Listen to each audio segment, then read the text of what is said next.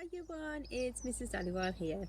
I hope you're okay. We are missing you so much. All of the stuff in year one are, and we just look forward to all of your learning that you send us because it just really cheers us up. Please make sure that you keep it coming in. Now, I'm also here to share this week's learning with you. But remember to look at the PDF below, and that will have all of the activities that we have planned for you to do. And you can do those with your families, okay?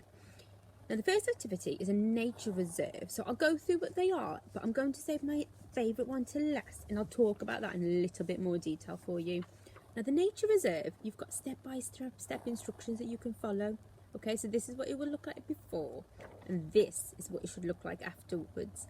So why don't you could maybe draw a picture of what yours looks like when you first start, and over time see how it changes, and see how your picture changes, and what's coming to your nature reserve. That would be fab, and maybe you can write about the different changes. Now moving on to your science, in your PDF document you will find a page with lots of different flowers. Now you might, upside down, you might recognise some of the flowers and you might know their names, but it doesn't matter if you don't, because you can look to see what they look like and now go for a little hunt, see which ones you can spot, maybe take a picture of them or draw them, label them, describe them, tell us what they look like. Okay, so that is in there for your flower hunt for science. We have seen so many of your wonderful maths flowers come in as well. Now this week we want you to find different pairs of numbers that total 10. So remember, you can draw the flowers, you can paint them, you can collage them, make them 3D, whatever you like. And let's see if you can find different pairs of numbers that total 10. And we look forward to seeing those come in. Now, this is my favourite task, okay? Now, the last activity is actually retelling the story of Jack and the Beanstalk. And I think lots of you probably know this story, but you're going to have a go retelling it and writing it yourself. Now, the reason this is my favourite activity is because I'm just missing reading your writing so much. So is Miss Short and so is Mrs. Edwards. So really looking forward to seeing some writing come in this week. So what I'm going to do now, here is the story map that you've all got as well in that PDF document, so make sure you look at it. This will help you to write your story. Now what I've done, I had a go, just because I was just so excited, I had a go writing the story myself. So I'm going to read my story first, and I'm going to show you how I came up with my ideas and how I wrote a sentence at a time. So are you ready? Let's take a look at mine. And you can follow along as I read because I'm going to show it to you. And also a tip, maybe go back and listen to that story again, because that might help you with your writing as well, just to help you think of your sentences. Let's take a look. Okay, year one. So this is my story of Jack and the Beanstalk. I am going to read it, so follow along if you can, and remember to go back to it to help you with your sentences. So let's see what I wrote. Once upon a time, there was a boy called Jack. He lived with his mother. They were very poor, and all they had was a cow.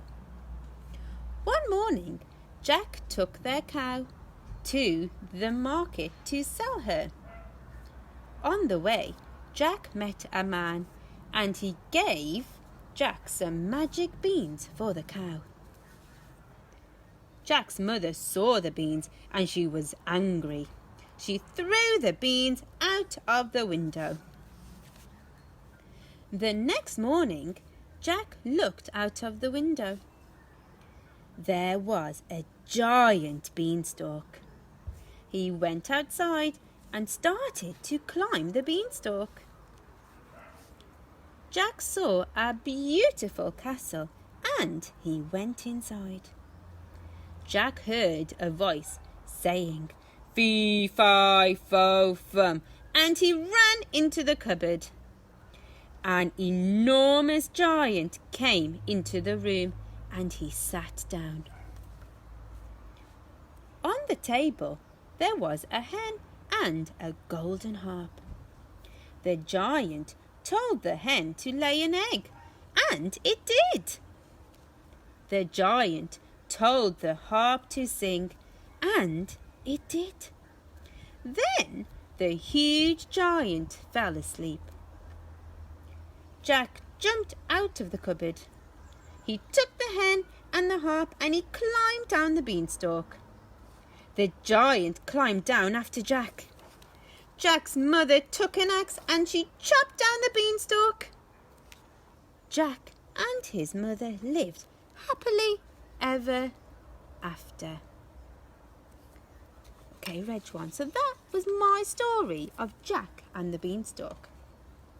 Now, what I'm going to show you is how I thought about my ideas and how I knew what to write. So this is where your story map comes in, and it's very, very important. And you'll notice that on your PDF document it says that we'd like you to use capital letters, full stops, finger spaces, and try and use and as well if you can. And if you're super clever and you want to have a go, you might even be able to put some adjectives in there to describe the giant and other things in the story. So the first thing I'm going to think about, in my head, I'm going to think about the start of my story. And my story, I want to start with once upon a time. And I know that there is a boy called Jack. So my sentence, once upon a time, there was a boy called Jack. And I'm going to say that out loud to help me and see how many words are in that sentence. So, once upon a time, there was a boy called Jack. That's a very long sentence. So I'm going to start to write it. Now, once is a tricky word. So try your best. So once, upon, up, on, upon, up, on. Now I forgot before, remembering your finger spaces. Once upon a time, to I, nice smile, to I'm, there was. That's two tricky words. Remembering my finger spaces. There was, finger space, at. Oh, I've forgotten the rest of my sentence, so I'm going to go back and read the start of my sentence so that I don't miss any words out. Once upon a time, there was a boy called Jack. So I've got 3 words left to write.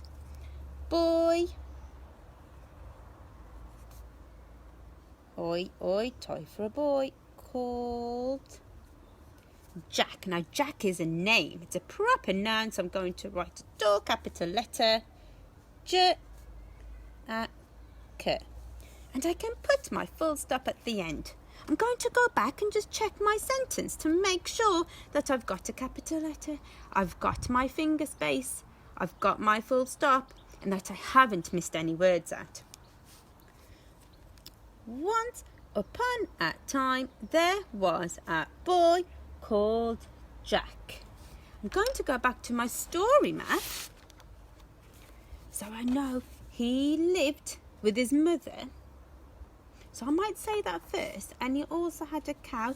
So my next sentence is going to be, he lived with his mother. There's 5 words in that sentence. So I'm starting a new sentence. So I need a tall capital letter. He is also a tricky word. He, finger space, lived with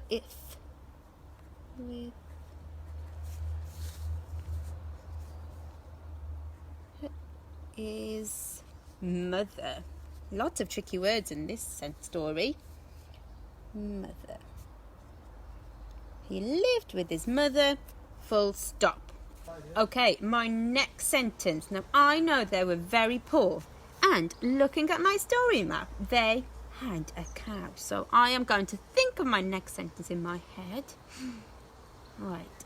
They were very poor, and I want to put an and in here. They were very poor, and all they had was a cow. So let me start writing that sentence. So they were very poor. So tall capital letter to start my sentence. They, finger space, were, tricky words, very poor. Let me read that again. They were very poor, and all they had was a cow. So and all they had was a cow. Full stop. Let me read that sentence again to check that I've got my capital letter, I've got my finger spaces, I've got my full stop, and that I haven't missed any words out. They were very poor, and all they had was a cow. Full stop. So year one, that's the start of mine. And I cannot wait to see yours. So remember to use your story map.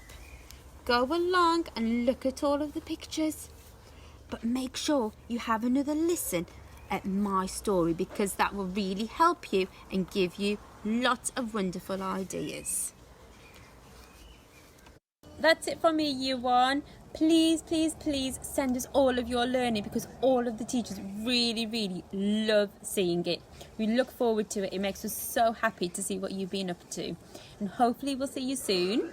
But that's it for now.